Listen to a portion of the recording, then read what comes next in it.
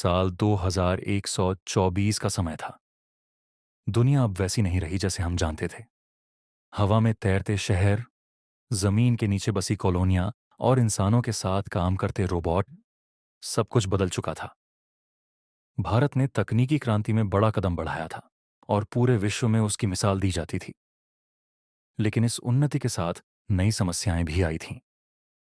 कहानी की शुरुआत दिल्ली का एक हवाई शहर, नवभारत नगर, भारत की सबसे बड़ी उपलब्धियों में से एक था। शहर को ऑक्सीजन प्यूरीफायर और सौर ऊर्जा से चलाया जाता था। यहाँ के निवासी अब हिंदी भाषा को डिजिटल माध्यम से जोड़कर वर्चुअल हिंदी नेटवर्क का हिस्सा बन गए थे। इस नेटवर्क से लोग अपने विचार सीधे एक दूसरे के दिमाग में साझा कर सकते थे। 16 साल की आर्या, जो इस नेटवर्क की सबसे युवा वैज्ञानिक थी, अपने दादाजी के साथ रहती थी। दादाजी को यह तकनीक कभी पसंद नहीं आई। वे हमेशा कहते थे, आर्या, इंसानों की सबसे बड़ी ताकत उनके दिल की बात है, जो मशीनें कभी नहीं समझ सकती।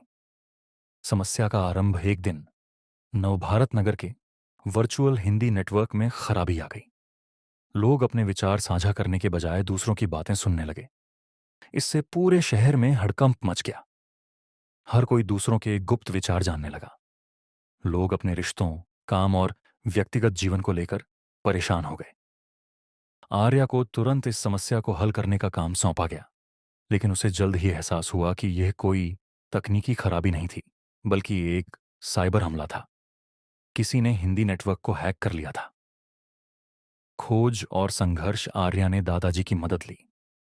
दादाजी ने अपने पुराने अनुभव और मूल हिंदी ज्ञान के सहारे उसे बताया कि इस संकट से निपटने के लिए तकनीक से ज्यादा दिल और विश्वास की जरूरत है। आर्या ने अपनी बुद्धिमानी और दादाजी के सुझाव से एक नया कोड तैयार किया। यह कोड वर्चुअल नेटवर्क को रीसेट कर सकता था, लेकिन इसमें एक शर्त थी। आर्या को इस कोड को सक्रिय करने के लिए अपनी यादों का त्याग करना पड़ता। बलिदान और नया अध्याय आर्या ने बिना सोचे समझे अपने बचपन की सारी यादें त्याग दीं। कोड काम कर गया और हिंदी नेटवर्क फिर से सामान्य हो गया। लेकिन अब आर्या के पास अपने दादाजी की यादें भी नहीं थीं। दादाजी ने उसकी आंखों में देखा और कहा, बेटा, तुमने जो किया वो इंसानियत के लिए था। यादें भले चली गईं, लेकिन तुम्हारा दिल अब भी वैसा ही है। अंत आर्या ने अपनी नई शुरुआत की। उसने अपनी यादों की जगह भविष्य को देखा। उसने ठान लिया कि तकनीक का इस्तेमाल केवल लोगों को जोड़ने के लिए किया जाएगा, न कि तोड़ने के लिए। यह कहानी यह सिखाती है कि चाहे भविष्य कितना भी उन्नत हो, इंसान का दिल और उसकी मूल भाषा उसकी सबसे बड़ी ताकत होती है।